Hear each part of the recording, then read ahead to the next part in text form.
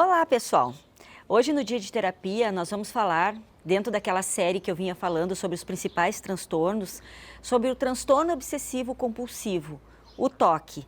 Quem de nós não conhece uma pessoa que apresenta esse comportamento repetitivo tão estressante e tão triste e sério?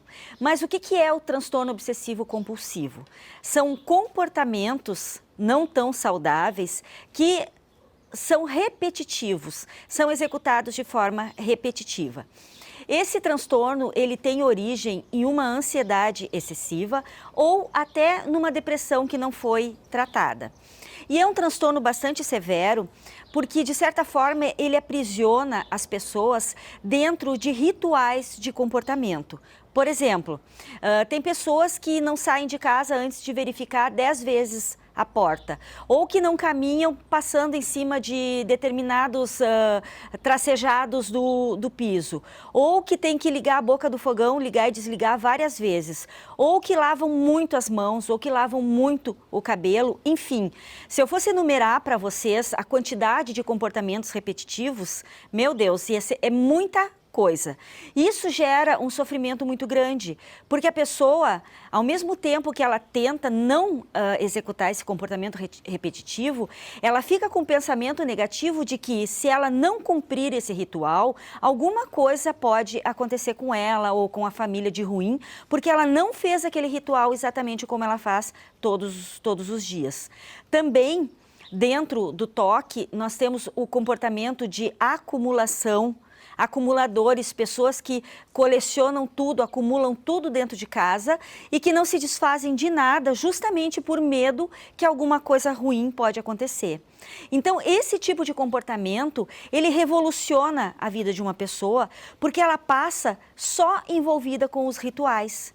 Ela deixa de ter tranquilidade, ela se torna cada vez mais ansiosa, ela deixa de fazer algumas coisas porque ela tem que cumprir aqueles rituais. E isso é muito triste, né? Nós precisamos ter tranquilidade, nós precisamos ter paz e não ficar envolvido em rituais que a gente cria da cabeça da gente para tentar aliviar um transtorno passado que, de certa forma, não foi tratado ou não foi bem tratado.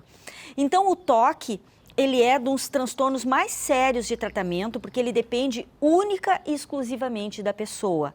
A mudança comportamental, ela tem que vir da força de vontade do sujeito.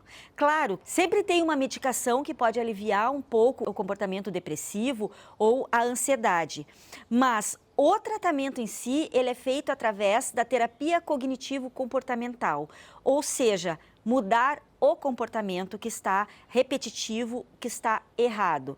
E essa mudança de comportamento, ela passa pela pessoa.